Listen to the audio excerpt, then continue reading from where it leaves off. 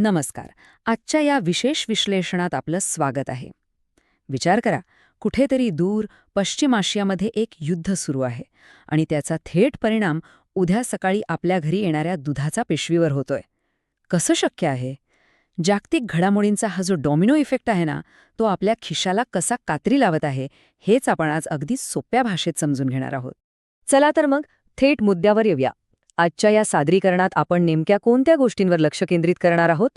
सुरुवातीला इंधनाचा धक्का, त्यानंतर आपल्या रोजच्या लागणाऱ्या वस्तूंवर होणारा परिणाम, यामागची जागतिक कारणं, खाद्यतेलाचं वाढतं संकट, एकूणच व्यापक अर्थव्यवस्थेचं चित्र आणि सर्वात शेवटी पुढे नेमकं काय होणार.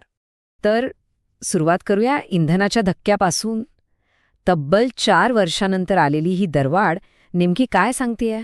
पेट्रोल थेट 3 रुपयांनी, डिझेल 3.11 रुपयांनी आणि CNG 2 रुपयांनी महागलंय. एप्रिल 2022 पासून हे दर जवळपास स्थिर होते, त्यामुळे आपल्याला त्याची सवय झाली होती. पण आता अचानक आलेल्या या वाढीमुळे सामान्यांच्या घरगुती बजेटला चांगलाच फटका बसलाय. आता प्रश्न पडतो, ही दरवाढ अचानक का? याचं उत्तर एका प्रचंड मोठ्या संख्येत दडलंय.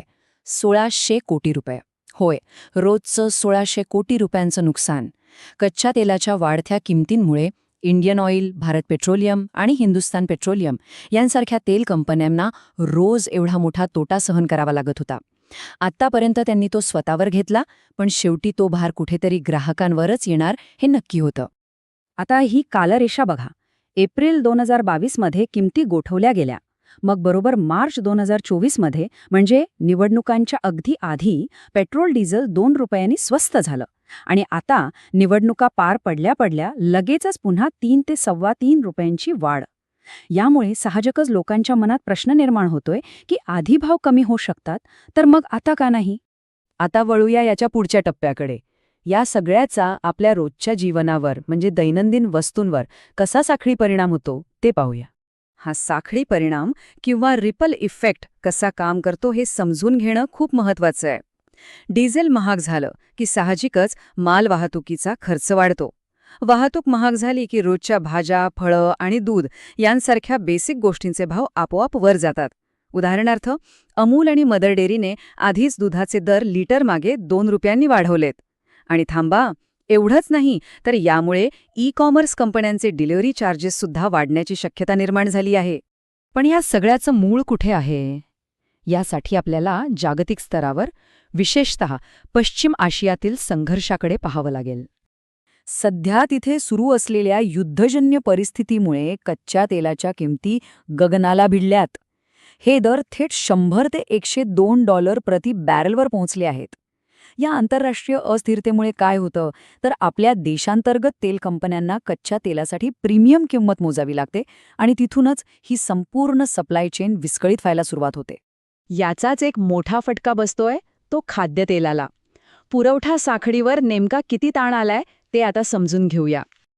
सध्या स्वयंपाकघरातलं खाद्यतेल एखाद्या मौल्यवान रत्नासारखं वाटायला लागलंय.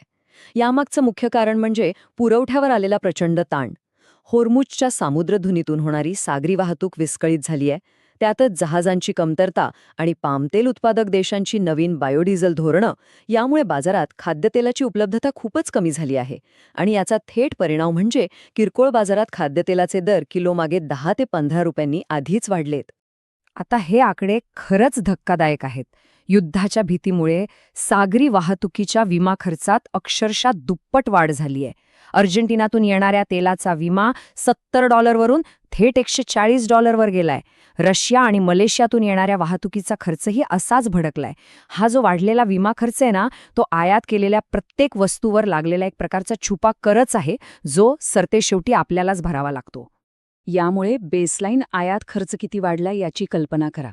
कच्च्या पाम तेलाचा आयात खर्च प्रति टन $105 ने वाढून थेट $1255 वर पोहोचलाय. तर सोयाबीन तेलाचा खर्च $80 ने वाढून $1310 झालाय. खर्चातली ही प्रचंड मोठी तफावत पाहता आता उद्योग क्षेत्राकडून सरकारकडे तातडीने हस्तक्षेप करण्याची मागणी का केली जाते हे आपल्या लक्षात येईल. आता थोडं व्यापक दृष्टिकोनातून, म्हणजेच मॅक्रो इकॉनॉमिक स्तरावर देशातल्या महागाईचं चित्र कसं दिसतंय ते पाहूया.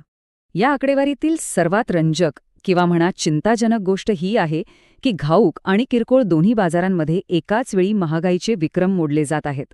घाऊक महागाई निर्देशांक म्हणजेच WPI तब्बल 42 महिन्यांच्या उच्चांकावर म्हणजे 8% वर गेलाय. तर दुसरीकडे ग्राहकांशी संबंधित CPI 13 महिन्यांच्या उच्चांकावर 3.46% पोचलाय. विशेष म्हणजे हे आकडे इंधन दरवाढीच्या आधीचे आहेत, त्यामुळे आगामी काळात यात अजून भर पडण्याची शक्यता जास्त आहे. या वाढत्या महागाईला ब्रेक लावण्यासाठी सरकारही प्रयत्न करतंय.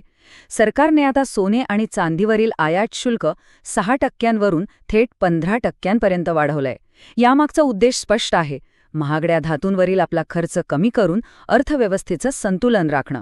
सोप्या भाषेत सांगायचं तर ही आपल्यावर लादली जाणारी एक प्रकारची सक्तीची काटकसरच आहे. रिझर्व्ह बँकेचे माजी गव्हर्नर डी. सुब्बाराव यांचं हे विधान या संपूर्ण परिस्थितीवर अगदी अचूक भाष्य करतं. ते म्हणतात, पुरवठ्यातील धक्का कालांतराने मागणीतील धक्क्यात बदलू शकतो. याचाच अर्थ असा की सप्लाय चेन विस्कळीत झाल्याने जर किमती अशाच वाढत राहिल्या तर लोक कंटाळून वस्तू विकत घेणंच कमी करतील. आणि जर मागणीच घटली तर संपूर्ण अर्थव्यवस्थेला आणखी एक मोठा फटका बसेल. म्हणूनच इथला सर्वात महत्त्वाचा मुद्दा हा आहे की वाढती महागाई आटोक्यात आणण्यासाठी रिझर्व्ह बँक रेपो रेट वाढवण्याचा निर्णय घेऊ शकते. रेपो रेट म्हणजे थोडक्यात तो दर ज्यावर मध्यवर्ती बँक इतर बँकांना कर्ज देते. जर RBIने हा दर वाढवला तर त्याचा थेट फटका सर्वसामान्यांना बसेल, कारण आपले गृहकर्ज किंवा पर्सनल लोनचे हफ्ते आणखी महाग होतील. मग आता प्रश्न उरतो, पुढे काय होणार? ह्या आर्थिक बदलांचा आपण सामना कसा करायचा? सगळ्यात पहिली आणि महत्त्वाची गोष्ट, अजिबात पॅनिक होऊ नका. वस्तू महाग होतील या भीतीने किराणा मालाची साठेबाजी करणं टाळा, कारण साठेबाजी केली तर पुरवठा साखळीवर आणखी ताण येईल आणि परिस्थिती अधिक बिघडेल. काळा बाजार आणि साठेबाजी करणाऱ्यांवर सरकार बारीक लक्ष ठेवून आहे आणि त्यांच्यावर कठोर कारवाई निश्चित होईल. त्यामुळे सध्या तरी थोडा संयम बाळगणे हाच आपल्या हातातील सर्वात योग्य पर्याय आहे. जाता जाता एक विचार करण्यासारखा प्रश्न, जागतिक पुरवठा साखळीला बसणारे हे धक्के आपल्या घरच्या किराणा मालाच्या बिलांवर आणखी किती काळ असाच परिणाम करत राहणार आहेत? जगाच्या पाठीवर घडणारी एखादी घटना आणि आपला वैयक्तिक खिसा यांच्यातील हा अतूट संबंध आपण कधी टाळू शकणार आहोत का, यावर नक्की विचार करा. आजच्या या विश्लेषणात सहभागी झाल्याबद्दल खूप खूप धन्यवाद. अशाच एका माहितीपूर्ण सादरीकरणासह आपण पुन्हा भेटूया.